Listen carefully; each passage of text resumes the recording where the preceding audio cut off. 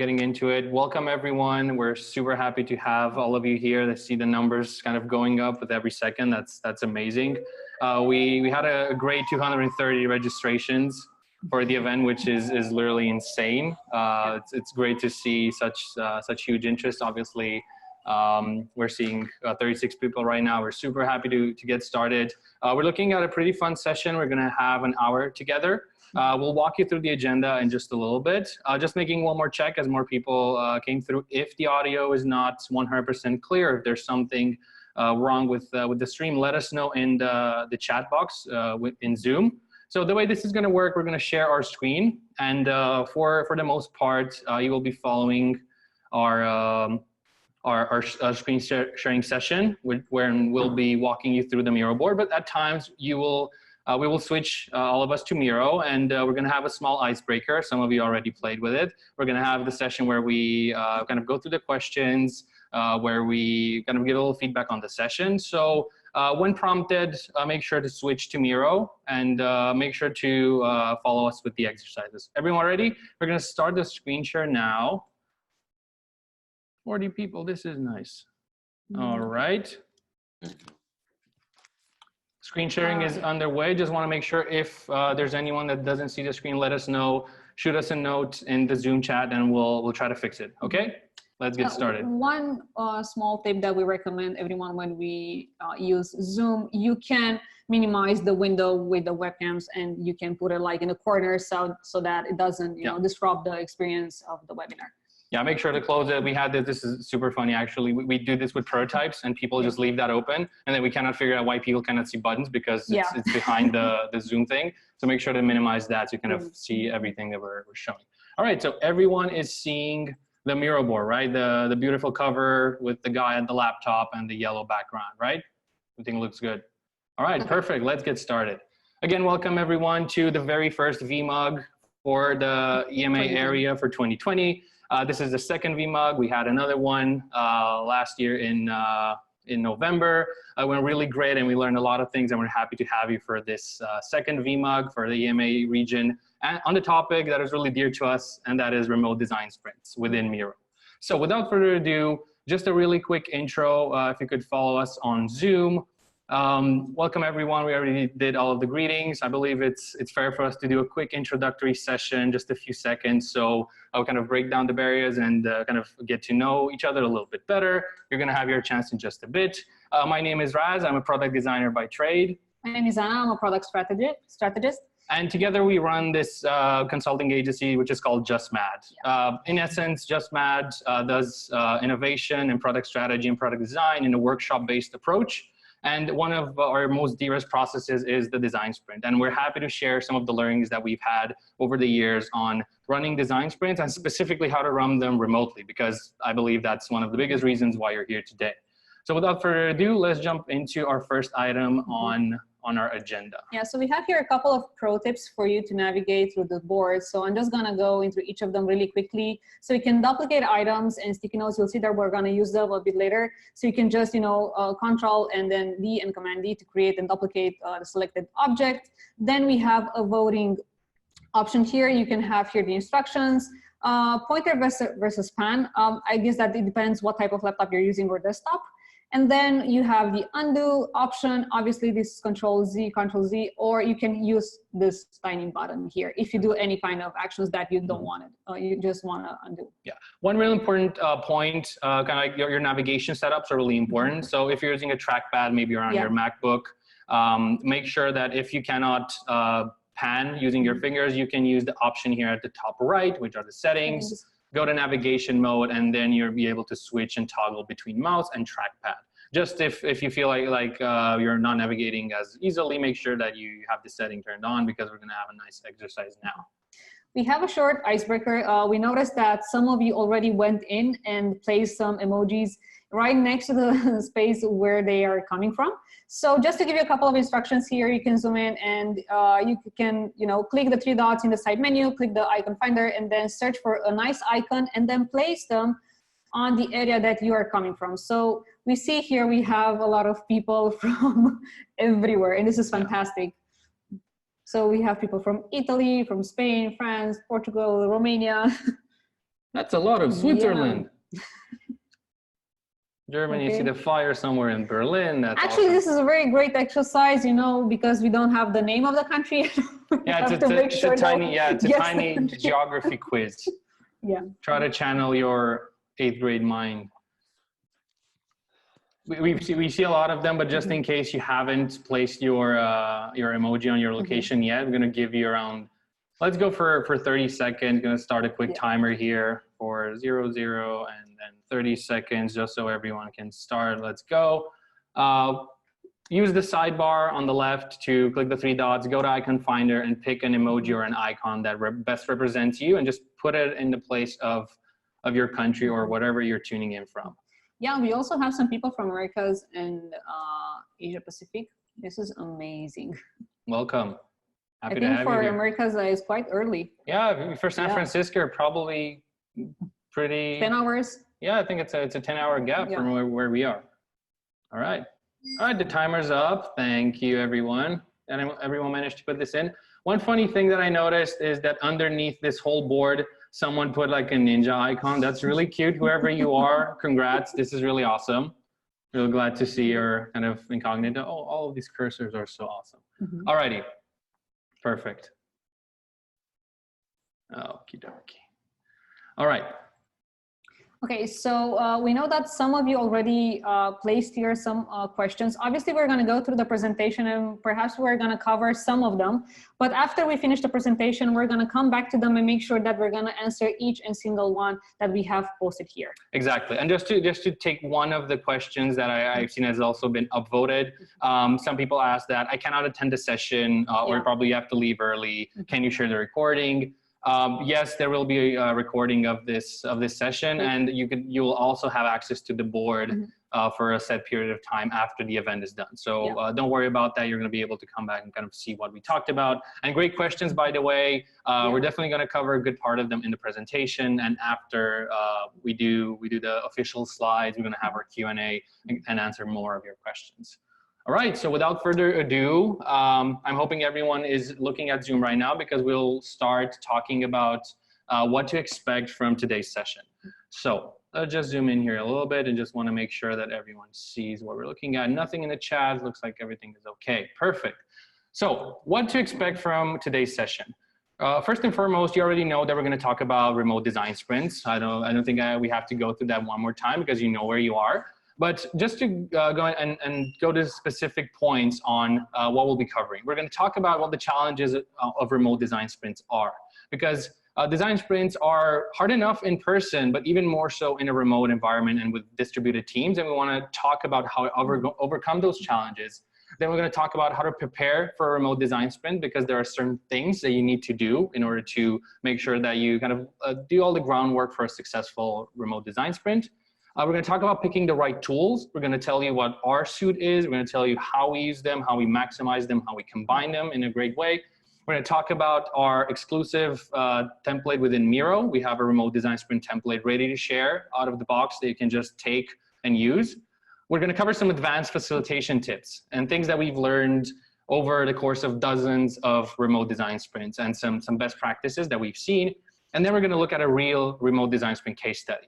Because the theory is great, sounds awesome, we're going to talk about it, but seeing the real thing, I think, is the most valuable. Yeah, is the most insightful thing that you folks can see. All right. So as most of you here, I'm assuming you've heard about the origin of the sprint, which is the Master Art of Jake Knapp. The book came out in 2016, and we fell in love with it in 2017 when we first read it. Just a word just a quick note here. We are using the 4-day version of the design sprint, right? So if you know the original version is 5 days, we're working with the 4-day version, and you're going to see that throughout the presentations. And we simply love this book because it kind of revealed itself to us in a moment of our career or in our activity as a consultancy that we needed it the most. And we're going to talk about that in just a little bit. I just want to give you a quick backstory on how we got to use sprints and how we actually managed to do them remotely. And needless to say, the moment we read the book and kind of understood exactly what the principles are, we were like, okay, this is awesome. This sounds really great. And we just felt that it would address a lot of the issues that we had in our collaboration with our clients, right? So just a little bit of context, within Just Mad, we basically facilitate design sprints and train people on how to do them. That's how much we love them. And these questions that our clients had and we also had were in the range of how can we get to an idea, from an idea to a validated prototype really, really quick, right? How to be really aware of the budgets and how to come up with ideas and validate them really quickly. Then how can we make sure that we're spending time, energy, and resources building the right thing before investing a lot of money in development, right? And then the third question, which I think was critical for us to answer, was how can we make more confident product decisions, right? In all of our engagements, how could we make better decisions and try to be aware of all the resources that are going into that? And we just felt that the sprint was the right answer to that.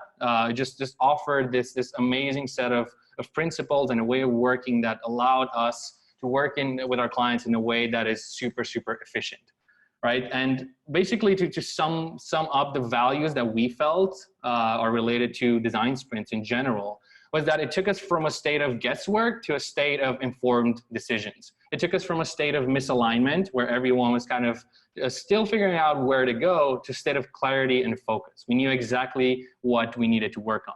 Then we transitioned from thinking about output, a lot of features, a lot of screens, a lot of UIs, to exactly to a state where we would focus on the outcome, right? What's the user, the value provided for the user and for the business, right? And lastly, we went from a state of reckless building, and I'm pretty sure you're familiar with this concept of, yeah, let's just build it and then we'll sell it at the end. It's gonna be great. We kind of transitioned to a state of confident building, where we knew that the thing that went into development was the right thing to do, and we would not make a mistake and invest a lot of time, energy, and resources into that. And the funny part about the sprint, when we first read the book, we're like, okay, this is awesome. This sounds really great. In principle, it sounds really awesome. We saw the checklist at the end of the book. We saw everything that needed to be done. You have to go through a set of exercises for a set number of days, and that is awesome, right? But the problem was, at the time, in 2017, when we read the book and kind of blew our minds, we were 90% of our clients were remote. So we're a remote first company. We're based in Romania at the moment, but travel around quite a lot. And we had clients for literally everywhere on the globe, like San Francisco, New York, Melbourne, Singapore, even Hong Kong, Munich, London, even Nigeria. So we kind of had this, oh, sorry, we have someone in the chat. What's the book again? Oh yeah, so David, the book is called, sorry, let's go just a second. The book is called Sprint. It's hard to miss, written by Jake Knapp, amazing book, highly recommend you folks read it. So this is the book that is the origin of the design sprint, and it was born within Google. All right. Google Ventures. Yeah, correct. So as we were saying, we're a remote first consultancy. So we had clients from literally everywhere on the globe, and we thought, okay, the book is great. It gives us sort of a recipe, it tells us everything we need to know about the exercises and the principles, but how on earth are we going to do this remotely, right? With our clients that are ranging from various areas. We would have clients that are solely in New York, but then we would have teams which we work with that are both in Singapore and New York. So that kind of make us feel a little confused. But nonetheless, what we did is we're like, you know what, let's just try it. We basically found an ideal client that was willing to take this chance, if you will, because obviously we're just at the beginning of our journey with design sprints. And we just said, you know what, let's do it. Let's just take the book, start a session, and let's see how this goes. Just follow the instructions verbatim and see where we get. And to be completely honest, the outcome was a failure. We had a lot of issue doing this. And we actually felt a little disappointed that we couldn't make this work in a remote environment. And the client was really bought into the concept, but because of the sprint structure itself and the way it's thought through, and it's originally meant to be an in-person process, we had a lot of issues. People didn't engage enough. We had a really hard time scheduling the sessions because there was quite a large time gap. So we kind of figured, okay, this was a failure. The client understood that was fine, and they said they'd be willing to try again if we kind of figured things out. So what we did is we embarked on this journey to remote design sprint land. We were on a vessel somewhere in the ocean, and we were trying to find our way and try to find a way to make the design sprint work remotely. We wanted to kind of use the tools out there, use some experimentation, try it out, and try to find a recipe that actually works and could lead us to a scenario where we could run a design sprint remotely. And we kind of went on that path for a good period of time, trying to experiment, reading things out there, reading things on remote facilitation, getting up to speed with some tips and tricks, or maybe some ways to make this work. And as we were doing this, in the process of this, we identified some of the most important challenges that you need to understand when it comes to running a sprint remotely. So just a little bit of context for everyone. In a regular design sprint, when you're in person, you would basically book a room, you would get a bunch of people in that room together, and you would start facilitating a series of exercises. And you would do that with a whiteboard, people sitting at the same table, right? And that is challenging in itself, because you have to take people out of their usual work schedules and kind of close them in a specific environment to do specific tasks for 2 days straight. We're gonna look at the structure in just a second. But the main problems and the challenges that we've seen when it comes to running design sprints remotely was, first and foremost, time zone differences and the availability of people, right? When someone's in San Francisco and someone's in Germany, for example, by the time it's 3 p.m. in Germany, it's probably only 8 or 9 a.m. in New York. So there's obviously some alignment to be made there, especially when you have to do longer work sessions. So time zone difference was a huge impediment between us and being able to run successful remote design sprints. Then we had low engagement, simply because people are on their laptops and they're joining via Zoom. It's super easy to get distracted. You can just alt-tab and go to Slack, go to Netflix, go anywhere else but the actual sprint environment. So that was obviously people are so easily distracted by all of these notifications. It's so hard to make that happen. In-person design sprint, you would just set phones aside, no laptops, no nothing. It's harder to be distracted. Then we had tech-related issues. Although this doesn't sound too bad, the moment your AirPods run out of battery, or the microphone that you're using just doesn't want to work, we noticed that kind of slows down the process of doing this properly. Someone can have some really crisp audio, but then someone else has like this really weak internet connection that just brings up the frustration out of everyone.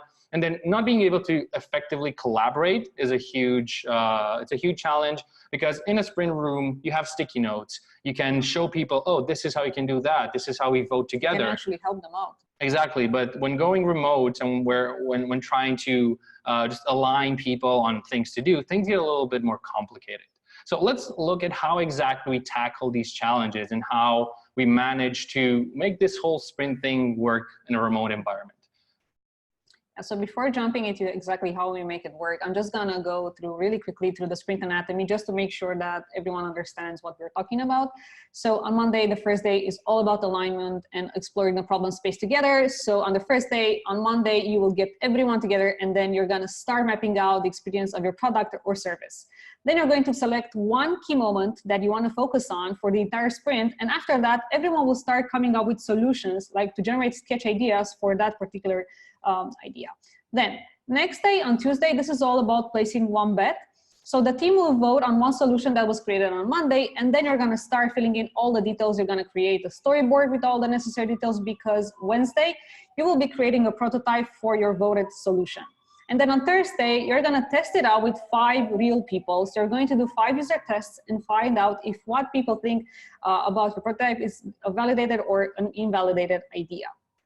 Now, going a bit further, to make this work, the whole solution that came in our mind is to break it, because obviously you cannot make the sprint work in a remote environment the same way it would work, in a closed space. So looking at the sprint anatomy again, we'd like to explain how we tweak the process that it can work remotely. So I'm just gonna go to our remote design sprint schedule, and this is the solution that we came up with. Obviously, you can see that we have here, I'm just gonna zoom in a bit more. Close the webcams. As you can see, we have, again, 4 days, but we don't have particular Monday or Tuesday, Thursday, and Wednesday. So we have day 1, day 2, day 3, and day 4 for a particular reason. it may happen that day one, it could be Monday, but day two might be Wednesday, or sometimes in extreme cases, it can be like the next week.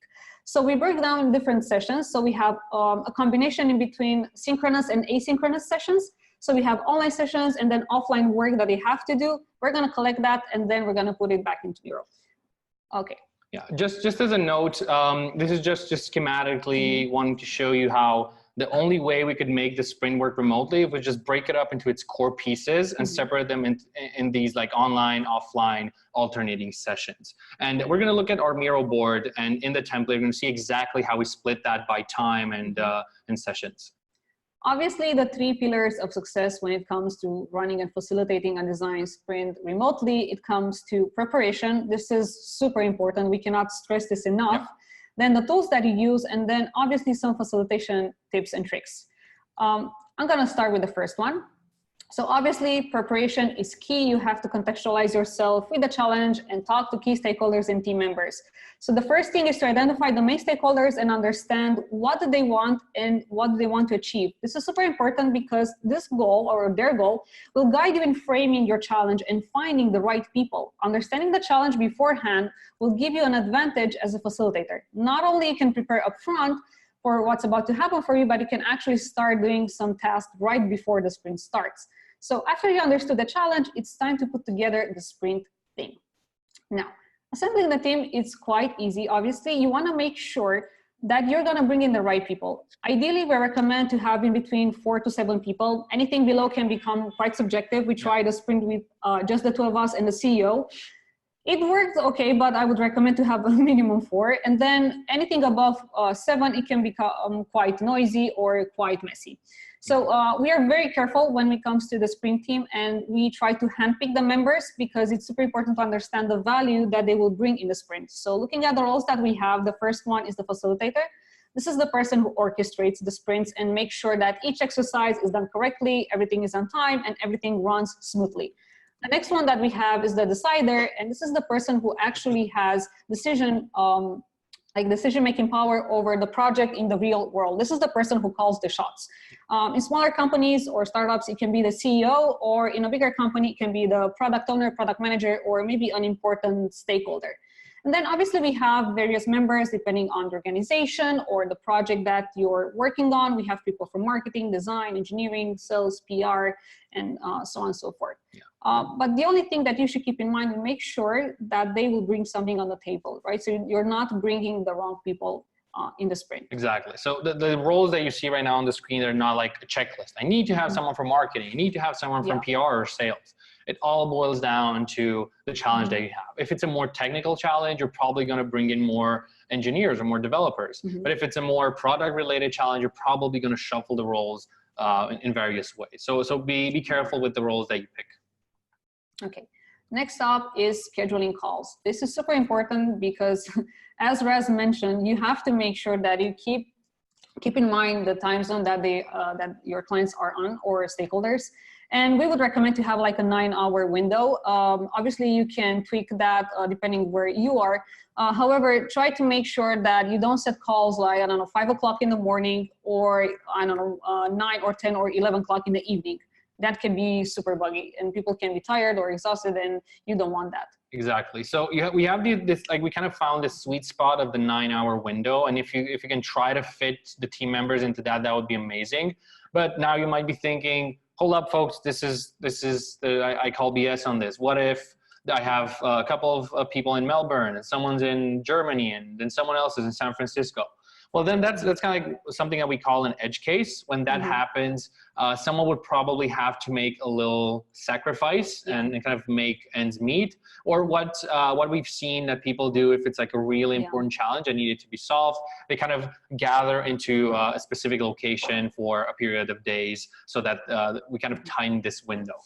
Yeah, usually, I mean, if the whole team is in one place or one specific region and there's only one person missing from that place, I guess that it would be, I don't know, safe to say that your client or your stakeholder should fly that person to the whole group. Exactly. But just as a rule of thumb, we kind of use this 9-hour window to make things work. We've had scenarios where we just couldn't make it work, and people were like spanning across like the entire globe. So we had like everyone fit in a 9-hour window, but then with just one person in Melbourne.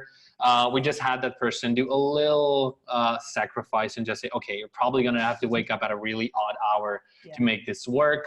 But yeah, just as a rule of thumb, try to keep everything in this 9-hour window, because otherwise things are going to get really, really crazy. So after you're done with scheduling the calls and assembling your team, you're going to have to put together a sprint brief and send it out to the whole sprint team. We're going to walk you through it just right away, but this way you make sure that everyone is on the same page, understands the challenge, and knows what's going to happen. So we're going to show the example that we have and that we use. Go to that link. Hopefully everyone is looking at the Zoom screen sharing right now, because we've switched the tab from Miro, and we're going to look at how we kind of structured our design sprint brief. Yeah, so this template, we have it in Notion. This is a tool that we use for putting together the sprint brief. Obviously, you can choose whatever tool you want to use, but this one, we just found it out, it works like a charm and looks amazing. Yeah. So you start obviously with the company name, and you call the design sprint brief. We always give some instructions here. Then a warm welcome. Obviously, I'm not going to read every single line that we have in here, but just like the main points, we always mention the sprint team and the roles that we have. Then we explain a bit about the design sprint, because we noticed that not always we work with people that are either designers or product managers. We have different roles joining the sprint, so we want to make sure that they do get a bit of understanding of the process, and they have here a link that they can read more. Then the guiding principles, it's super important for them to understand how we're going to work. Then the task at hand. Obviously, here we collect feedback from each individual separately, and we're going to put it together and make sure that everyone is on the same page with what we're going to tackle. Then the expectations, when it's going to happen. Obviously, we're going to have this in their calendars as well, but we're going to put him here just to make sure that we iterate that again. And then this is like the very most important part of it, where it's going to take place. Obviously, since it's remote, we needed a space or a place and a tool to make sure that we facilitate that in one particular area. So for us, Miro was absolutely fantastic. It was the first solution to go to. And we have here some links to the Miro board, and to explain like the basics, how to navigate.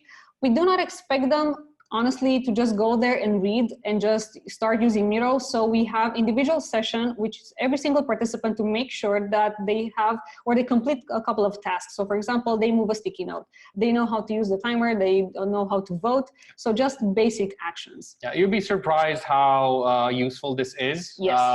In our first few sprints, we didn't do this kind of like minimal training. We just assume people are just so easy to work. Like Miro is easy to work in itself, but there are people who are probably not spending most of their time in Sketch or similar infinite canvases or other similar tools. And we might feel that people know how to use them, but just as a very important tip here is just do a quick, it takes 3 minutes.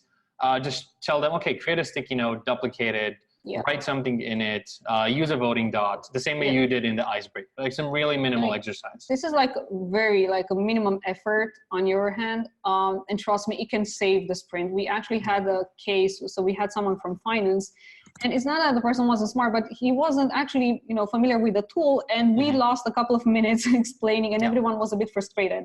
Obviously, if you would put me, or probably even Raz right now, to do like some complex Excel spreadsheets, probably we would need some time to do that and to figure out how to work with Excel. So yeah, make sure that they do understand how to use the tool. And then the things to do before the sprint, we always ask them to check every single item that we have in this checklist. So they've read this, they make sure that they have the 4 events invites in their calendars, make sure they have been invited to the Miro board, and watch the guides on how to use the Miro basics. But again, we try to make sure that they do understand how to use the tool. Some final remarks, and then yeah, exactly. So like this is the core document that we just want to make sure everyone reads it. So we kind of send this individually to every single person that's part of the sprint, just so we kind of manage their expectations and they know exactly what we're going to be doing together. We have this. I'm going to switch over to the Miro board. Underneath this slide, you're going to notice that we have a link. A link to that exact Notion document. So feel free to use it, grab it, save it, duplicate it in your Notion workspace. feel free to use it yourselves. That's why we created and we made it kind of like a template, just because we want as many people as possible to do this. I'll probably just lock it because I'm seeing some of you moving it around. You should be able to click on it still, but just don't move it for people to see it. All right. Okay. Well, let's move on to the next up, one. we have tools. Obviously, it is super important to have the right tool set when you run a remote design sprint. And the first one is Miro. I'm not gonna ideate how awesome this tool is. It's absolutely fantastic. It has all the features that we needed to run a remote design sprint. So it just works, period. Yeah. The next one, we have Notion.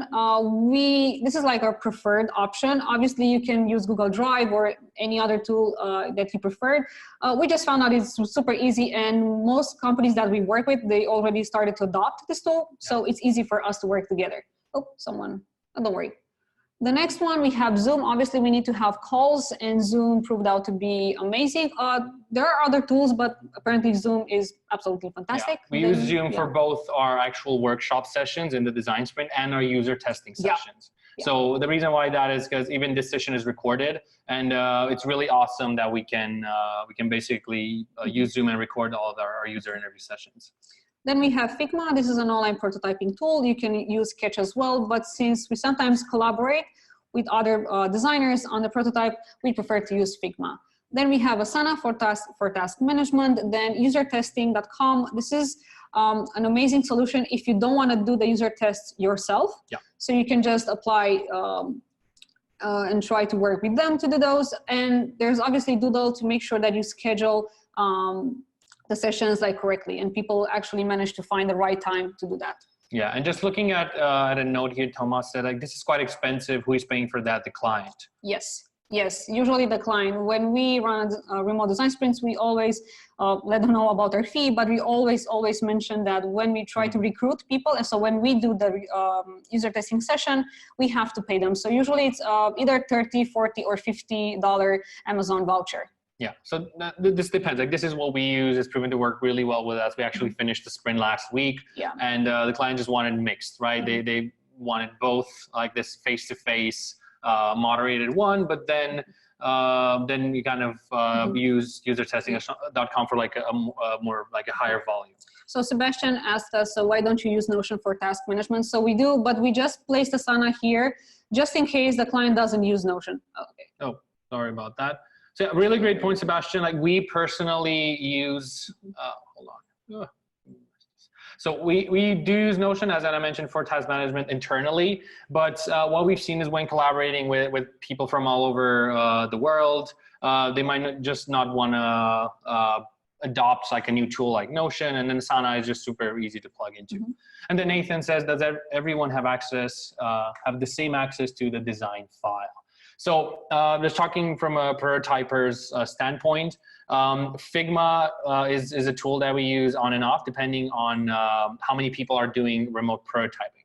So for example, if we're the ones handling prototyping entirely, there's going to be just us in Figma. But for example, if there's a client from New York and we are two of the prototypers, and then there's one more designer that needs to look at something in a prototype, we kind of share the same document, correct? Yeah. Oh, so it costs around minimum 5. Do you have an account? Here is a basic tester. Yeah, so we personally do not have an account. We kind of present all of the user testing scenarios and possibilities to the client, and they decide what they'd like to use. I think someone deleted one of the slides. Oh. Yeah, don't worry, guys. We have it. I got it. All right, awesome. By the way, this is an excellent time to show you something fantastic. So this is what usually happens in a sprint. So people start clicking around and moving things without, any real intention. So you just click on the item, then you can lock it. Just Command L and you can quickly lock it. Yeah, you can click on it and you're not gonna be able to move it anymore. Awesome. Okay, next up. Oh, it's my favorite part. So this is our favorite part. So after so many iterations, we came up with a remote design sprint template that we are about to show you. So we realized that this is a lifetime saver for us because we put in, all the iterations and all the changes and all the mistakes are made this template just work perfectly for us. Yeah, so like this is, I think, the labor of a year and a half of simply trying things out, seeing what works. we still look at the first iteration of this, and it's completely crazy. It's garbage, but this one actually looks really great, and it's proven like we bulletproof this one every single sprint as we're going through it. And Anna will walk you through the structure. And this is the core. Like, folks, everything that we're talking about right now, if it comes down to running remote design sprints, this is your nucleus. This is where you start. This is what you work on, because everything that we talked about around this are basically tips and tricks, right? It's advice on the lessons that we've learned and the combination of tools and techniques that we've seen. But this document right here and the Miro template is actually the best source where you can actually start doing your own sprints. Thank you, Anita. We'll review the recording later. Thank you so much. Thank you. All right, let's jump into the template and just walk you through it really quickly so you can understand how we kind of schedule those online/offline sessions. Okay, I'm not gonna spend, sorry, not this one. It's okay. Yeah, the other one, because I need to zoom in. All right, so everyone is looking at the Zoom recording. So this is the page. We linked it underneath the slide again, the remote design sprint template for teams. And that will take you to this page. And you can just have a glance at it and then click use template and just load it up into Miro. And that will allow you to use the template, duplicate it for your own account, and start your own sprints. Okay, let us wait Loading. until it loads. All right. Okay, so this is like the overall look. I know that it seems like a lot, but we will go into each section and I'm gonna explain it a bit. Okay, so we typically start with a call and with a quick overview on what's about to happen for the upcoming days. As you can see, we explain what the sprint is, the structure, and some housekeeping rules or guidelines. And then we jump into the schedule. Remember how we mentioned that we have synchronous and asynchronous meetings, where here we show them the breakdown and we let them know how long each session will take. And again, even if this information is in their calendar, we just want to make sure that we have here, again, this information, because it's important every single time when they log into Miro, they can have access to it. Exactly. Now, as we move forward, you'll see that we kind of have the same similar format for each exercise. So meaning we will always describe the exercise, we will always give directions and tell them what activity they're about to do, so they don't interrupt whenever, when we're starting. Usually people say, so after we try to explain an exercise, people will say, yes, so did you understand? They kind of nod yes. But when they actually start doing it, they always have a question. So we make sure that we have here directions and explain exactly what's happening. So yeah, just a few of the features that we found to be really useful within Miro and within this template is that we basically took every single exercise from the sprint and just treated it in this way. And as you can see here, we've created independent work areas for every single person. And we made this mistake in the beginning in the first few iterations. We just created one board and a lot of sticky notes for everyone. What we noticed is that people just want to pick up the same sticky note and then they kind of get restricted. So what we've done is we've created this individual work sessions, like people focus on their slice. And we kind of use the timer within Miro to just tell them, okay, we're going to start the expert, how might we voting now? We're going to start the long-term goal writing now. So all the exercises that are in the core sprint, in the design sprint 2.0, the 4-day version, we've translated them into these templates that are ready to go. So for the voting session, we actually place here like the sticky notes. We try to replicate exactly the sticky votes that we would have in a sprint. Obviously, you can also use the feature of voting that Miro has embedded, but you can decide what works for you. Yeah, I saw a question someone asked in the early questions, like how do you go about using Miro's feature? And we kind of use it interchangeably, right? So for example, here, we just use the sticky notes because it just feels, kind of replicates that real feeling of taking a sticky note from a sheet and then putting it somewhere. Just a nicer feeling, kind of gives you this kind of like heat map areas that are forming. So for the long-term goal, obviously we're not going to go deep into each and every exercise because we have a case study that we're going to show you. But I just want to make sure that, look, so for example, when we have like the 3-part sketching exercise, we always give clear instructions, but we also attach some examples, because normally if we would be on site, we would be able to see if they struggle doing that. And we would be there and try to, explain again or try to help them out. But since we're not going to be able to do that, and this is homework for them, we try to give them examples of how it should look like. Exactly. So we have something in the chat. It's a template we can later review. I can't seem where to find it. Yes. So if you go back to the Miro board, you're going to see that we have there a link that will get you exactly on this template. Yeah, so underneath this like design sprint template slide, you have underneath it, we have a node. You can just click on this button to open it, and this will basically take you to that page we looked at before, where you can grab the template yourself. You just hit use template, duplicate it in your Miro account, and you're good to go and start using it. Okay. Okay, then obviously we have here the rest of the exercises. Again, I'm not going to go into details for each of them because Raz is going to jump into a case study in a minute. I just have 2 more things to mention. Oh, thank you so much, Adam, for pasting that. Awesome. Okay, now going back to our board. Perfect. So just at a glance, this is, I think, a lot of our time spent into this, kind of creating this template, and we really hope that you can just take it and start using it yourselves. Happy to hear all of your success stories, actually. Alrighty, and now just a few more facilitation tips that we've kind of learned along the way, which we believe will be truly useful for you. First off, proper call environment. Look, folks, I know we're remote people. I know we're comfortable with working from everywhere, and we each have our own favorite coffee shop.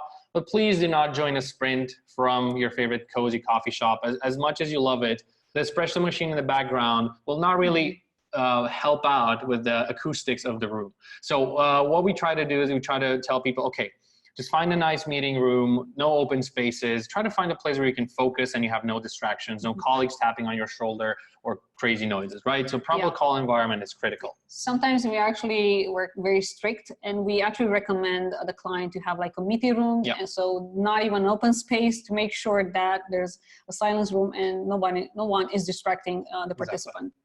Then video sharing is mandatory. Why do we say this? Because it's quite easy to spot people that, 1, they did not pay attention, or 2, they're lost and they do not know what to do. So when you see people like looking like desperately on the screen, probably they do not know how to act or what to do next. Yeah, or they squint like this. Exactly. Like, what? Or, you know, if they switch to something else, it's quite easy for us to see the light. Yeah. So it's very important to see where they're looking at. Yeah, this is, I think, the best pro tip that we ever saw. Like white light or blue light bouncing off their faces at the switching tabs. You can immediately kind of tell when someone's doing something else. Then managing expectations. All of the preparation that you do and those calls and the design sprint brief, everything that we talked about kind of taps into this managing expectations. If you're working with people who've never done the sprint, you'll feel that there's a certain there's a certain feeling that people have. They're like, okay, why do we have to do this? I could be doing something else. Why am I in this meeting? Why am I in this workshop? So try to make people understand why they're there, why they've been picked to take part in the exercise. Make sure they know how long you're going to need them, because around the design sprint sessions, they're probably going to schedule other things. So this is really important, because otherwise they're going to start talking about those things mid-sprint, and you don't really want to do that. And the last thing you want to do is stay organized and give regular updates. Staying organized is absolutely mandatory during the sprint, because there are so many things happening in parallel, and you want to make sure that everything runs smoothly. Okay, just block that. And then giving updates is very important, because you have to let people know what's about to happen. What we notice is that we ask for feedback after each session that we have. So we do not wait until the end of the sprint to make sure that we grab the pulse. So we make sure that, you know, if there's something that isn't very clear or they're not happy with something, we try to make sure that we know that right away, and we try to change that. Exactly. Awesome. Let me try to move this here and lock it. I know everyone's doing this by mistake. One more thing that I think that we completely forgot to mention here is to keep calls under 2 hours. Oh yeah, yeah. Yes. This is like a general tip.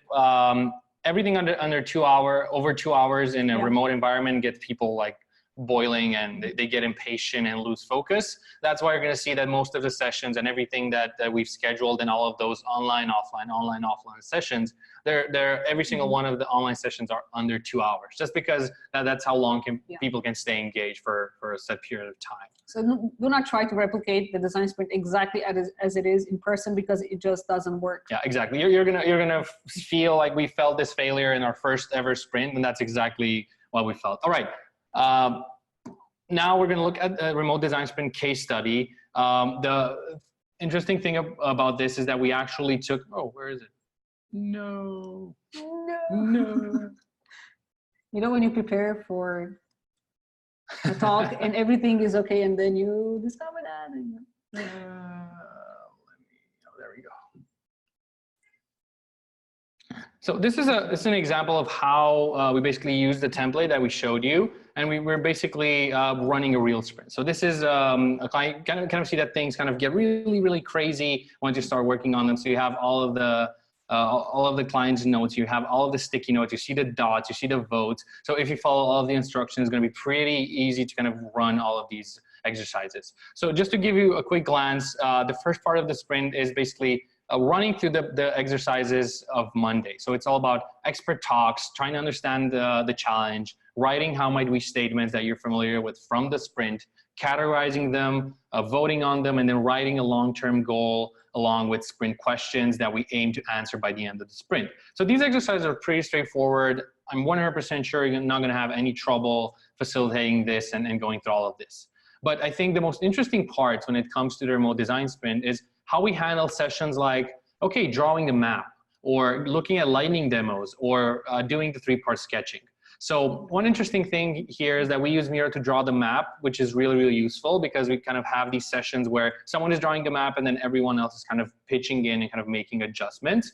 Then for lightning demos, which is an offline exercise, we tell people, okay, go ahead, you have a set number of minutes to kind of search the internet, look for relevant examples, and just come in and paste screenshots or recordings of those examples, right? It's just as you would typically do in a real sprint, right? When you give people access to their laptops and they come up with ideas. Then we have this 3-part sketching, which is an offline exercise. This is, I think, really important. We've seen some questions around this. We've received some questions even on LinkedIn as we were promoting this. But okay, how do you handle the sketching part? And this is interesting because the reason why we give like really clear instructions on how this is done is simply because people have to do it offline. It's their homework until the next session. And what we do, just to make things easier, we just show them an example of a sketch that they have to come up with.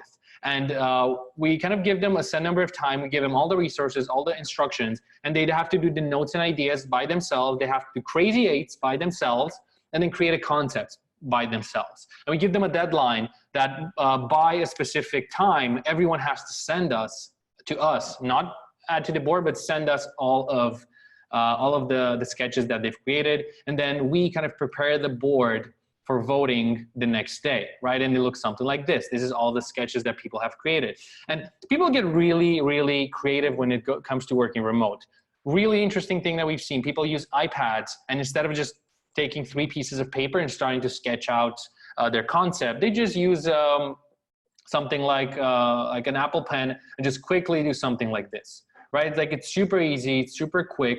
Instead of spending time doing, look at my pretty paper prototype. I went overboard with this, and then this guy did like a iPad sketch, right? So this is how they look. So as you can see, we just take pictures of the concepts and just stick them together as we would in a regular design sprint board. Yeah. So for example, you can see here that we had a person that did not do like a sketch. He actually presented like, it's not even a crazy 8, it's a crazy 4. Yeah, crazy 6s. Yeah, these are crazy 6s. Yeah. So obviously, some people spend more time in creating the concepts than others, but those things happen, and you kind of have to work with what you get. So this is how the final board looks like, and this is what we're going to vote on. You're going to see all of these red areas, these hot spots here, and the votes of the decider. And we basically had a winning concept.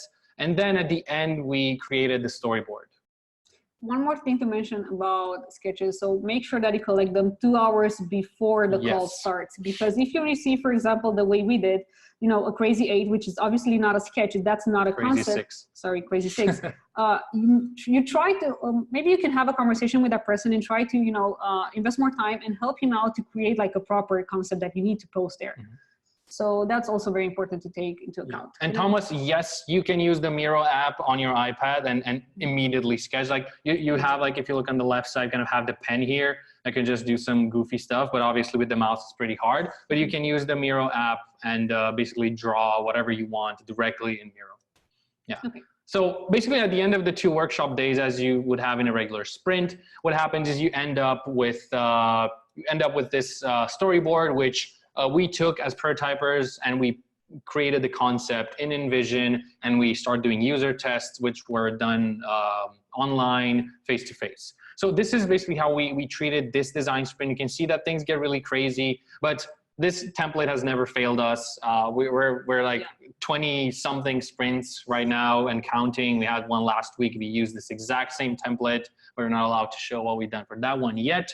This is really fresh. But this is our core document, as I mentioned. This is everything that you need to start your own remote design sprint. And with that, thank you so much. And we're waiting for Q&A. If you're happy and you know it, clap your hands. Awesome. Thank you so much, everyone. We're happy to take your questions. I'm hoping we could potentially, let me close this. We could potentially, I'm not real sure. Yeah, I think it's better if we just shoot your questions in the chat. Also, we can go, for the questions that we have there. Yeah. And then probably if there are new questions. Yeah, absolutely. Let's just go ahead and see if we have some of the earlier questions here. Thank you. Thank you. So, okay, let's zoom. Now let's just zoom in on this, start the conversation early. Let's see what we have here. So how to sell a remote version of a design sprint? Ooh, wow. I guess that it really depends on your client. So for example, who are you selling a design sprint to? Is it like an internal stakeholder? Is it a new client? Is it an existing client that is already accustomed to a way of working? Because it really depends. Mm-hmm. Yeah. I think selling is a conversation on its own. So you would just sell it as probably regular design work. So it depends on what challenge your client has. Mm-hmm. One mistake that we did in the beginning, and we're going to be completely honest about this, is we tried to sell design sprints to everyone.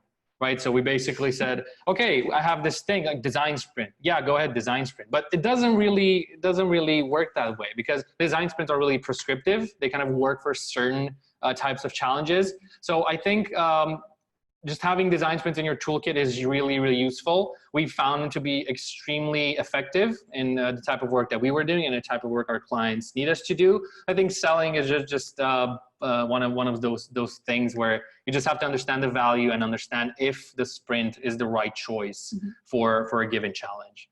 We have Robin. So guys, well, okay, my first question is, are there certain exercises that you have adapted? I heard some critique about the crazy eights.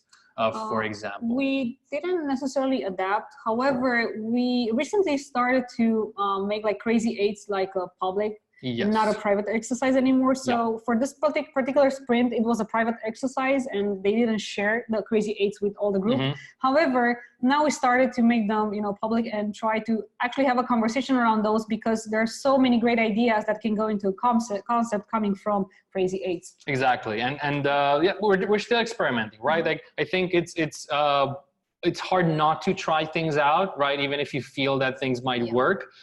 We know the sprint has this given structure and it's great and it works, but from time to time, we actually do things like this, where sharing crazy eights, probably someone's micro idea can generate into someone else's amazing idea, right? So that's always something really great that we've seen. And then, okay, so I can upvote on this one. So how to keep participants involved and engaged in a remote setting? I think the like sharing video is one of the things that have proven to work. Just seeing people, like, we're remote, it kind of feels okay to kind of see people's faces, right? I think it's a nice thing to see. Just trying to bring a little bit of the human touch into this remote environment. And I guess that, having just 7 people, that's a number that you can handle. And I guess that you can see and try, to pinpoint every single person if they do or if they don't do something. So if you see that they're not engaged, you can actually have a conversation, maybe write on Slack to them. So, hey, I noticed that you didn't engage in this exercise. Is there anything happening?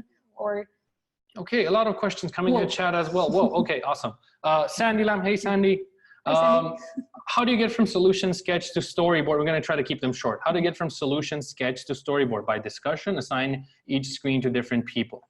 Yes, excellent question. Yeah, that's a great question. We actually assign specific areas to various groups. So if you're like 7 people, we go, okay, you guys focus on that part, you 3, and then you 4 focus on that. And then at the end, we kind of have this aggregated conversation where everyone kind of pitches in, and just we all make sure that we reach a certain common ground where, okay, we're confident with the storyboard, it's perfect, we can go into prototyping. One important note here. So when we reach this exercise, the energy is quite high, and everyone feels that, okay, so we're done with the, with the concept. Energy is quite we low. voted. No, they're actually excited. Oh, okay, yeah. We voted, and now, okay, our job is done. Yeah. You're gonna do the rest, and please do not let people leave and keep them engaged, because you still need information from them, and you still need details to put in the storyboard. Exactly. Like, without the storyboard, you're done. Like, the prototyping team doesn't know what they're gonna have to do, so that's really important. Okay, I'll vote on this. This board is amazing. Can we adopt it? I guess yes. So it is available for everyone. It is free. You can use it. Okay, perfect. How do you approach the voting mechanism on Miro? It has a feature. Maybe we can. Yeah. So here in the bottom left, you kind of have voting, and kind of opens up this panel. You kind of give it a name, a duration. You can select an area where people are restricted to. That's the best part, because you don't have to see like the whole board. You're just focusing on the items that you want to vote on. Yeah. So, but then again, we kind of told you that we kind of use that interchangeably, where we can just use the dots and just drag them on top of something. So we're just going to go 1-1. For Crazy 8s and concepts, what view are you asking participants to prepare, desktop or mobile? It seems like it's mobile on Crazy 8s and desktop on a concept. Is it clear for participants? Okay, so indeed, when you fold that paper, going to get Crazy 8s, but you can basically turn it however you want. So depending on the type of challenge, are you designing a desktop or a web app or a mobile app? You can just flip the paper and do whatever you want. Like, we don't tell people that, okay, every box in the Crazy 8 is a screen. That's not really how it works. Some people just write some stuff in the Crazy 8 just as an idea, because they don't have time to sketch it out. But then again, and even in the concepts, we just give them the playground created by those 3 pieces of paper, and they can go crazy. There's no like 1 screen per sheet. There's no such rule. One more question about Crazy 8s, and I guess that we're done with Crazy 8s. So how do you handle Crazy 8, storyboarding, and other tasks which require sketching remotely? So basically, exactly what we just explained and showed you. We just give really clear instructions. We always show an example. And then we try to check in with that person, with every single participant, to make sure that they actually did that. Yeah. So as I said, Crazy 8s, they're going to do it in front of their, like at their desk with the real piece of paper. Storyboarding is done together in Miro after we upload all of the concepts. All right, next one. How much do you train participants of your client prior to the actual sprinting to make the virtual design sprint effective? Yes, this is an excellent question. I think it really depends on the type of client that you're working with. So for example, if we know for a fact that it's a product team, so we have designers, marketers, product managers and developers that, more or less know Miro, then we do not have to spend a lot of time on that. However, if we were like with non-digital folks, then we have to spend, let's say at least 15 minutes on with each participant to make sure that they understood how to use the tool properly. Okay, let's see other questions. Do you have a suggestion for how to make these sprints work when a team doesn't have the capacity to reserve several full days in a row? Is there a different pacing that works? Yes, this is actually, when I hear this from a client, like we do not have the time and we cannot afford to, spend 2 times. I'm always wondering myself, like, what do you do? I mean, this is important for you. Why can't you just take 2 days? Yeah. However, we adjusted that by having separate sessions. So we don't have like 2 full days. We can actually break it down as we showed you. So we have asynchronous and synchronous sessions, and we can break it down into sessions like maximum top 2 hours. Yeah. And then we can decide, so we can just spread those 2 days maybe for the duration of a week, right? So yeah, thank you so much, Amar. Thank you, Amar. Great having you. One more question for Sandy Lamb really quick. Have you done remote design sprints for non-digital products?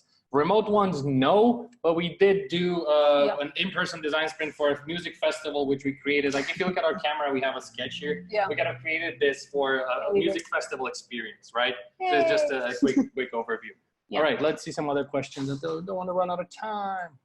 It is possible to see who voted where.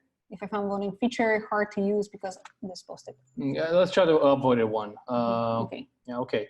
So folks, we're at time. What we're going to do, this is a promise for us. We're going to go to your questions and answer them in the Miro board because you will still have access to these. Yeah. Just trying to look at the ones in the chat because these are going to get lost. Do you have a suggestion how to make these sprints work with a team doesn't have? Okay, we did that. Need to drop off. Thanks. Awesome. Okay. Thank you, everyone. All right, cool. Now we have one more kind of request for you. Still couldn't see how to do that. What? How to approach the voting mechanism, was that clear? So how to do voting in Miro?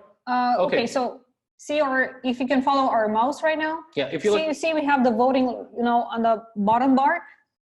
You have the voting Perfect. option. So we hit on the voting option. We just say, okay, you can just delete this. Go later. Oh, just say vote now. Oh, come on. You already have a custom space selected. No. So this is basically how the voting would work. So you could select an area and then, yeah, you can. Why isn't it working? Oh, we can get it done. And yeah, the one session was already started, right? So okay. So I guess that someone started the voting session. Yeah, and we cannot stop it because someone else started it. Okay. So the point is that you can use the built-in Miro voting session, right, from here. If you don't see it, you're probably going to have to add it, right? So you can basically use these apps and just basically activate the voting feature. But as I said, we also use those dots, which you can drag on top of on sticky notes or things like that, right? So one quick request, if you could follow our mouse here, we really love to hear your feedback on this. So in the lower part of the Miro board, we'd love to hear your feedback to like the yellow shape. If you could take a few seconds to a minute to please have a look and just place your votes. And Claire, this is a great example of how you would vote. Just using these dots and just dragging them in the appropriate area. This is how this would function. Without the voting feature. Exactly, without the built-in voting feature. So if you can just have a look and just take a few seconds, that would be amazing. I guess that we only wanted to share with everyone the Miro community blog.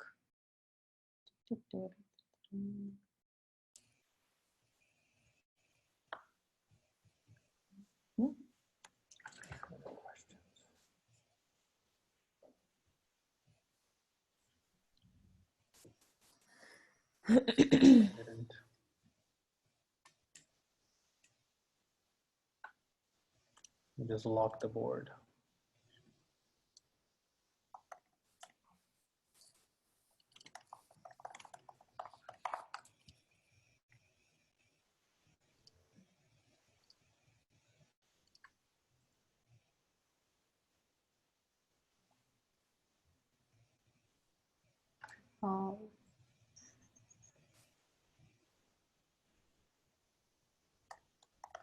Yay, thank you, folks.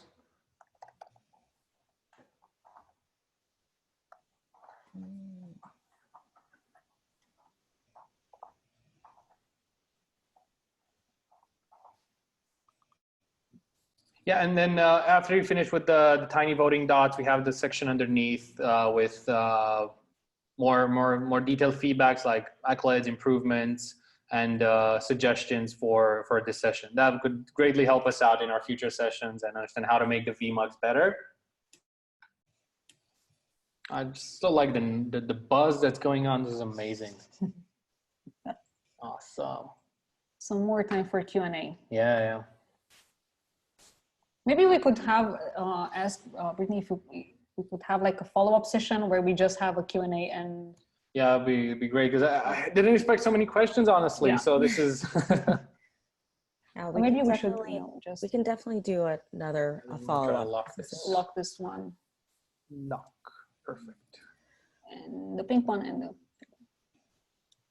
Yes. Lock. Yeah.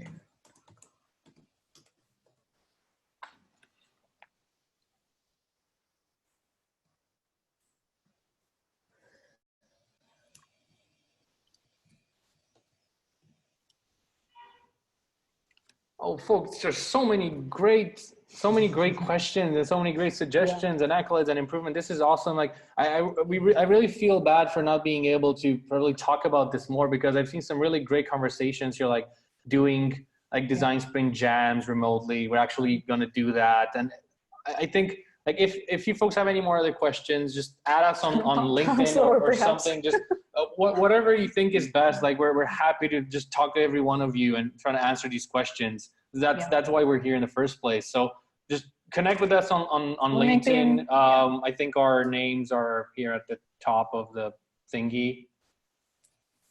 Let me just check. So yeah, right. They're not.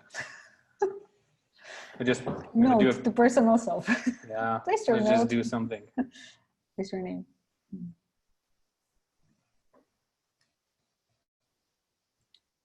You can write actually in the comments. Yeah, I'm just going to put a note here. Add us on LinkedIn. Nicoleta Varga.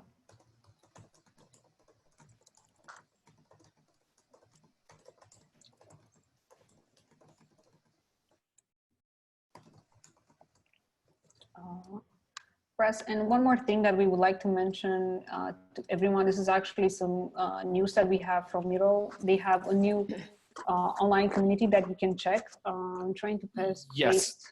Yeah, so if you go on community.miro.com and open it here.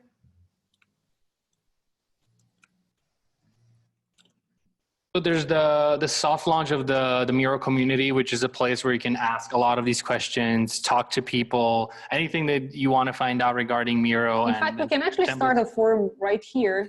Would be great. Maybe we can answer all the questions that we have.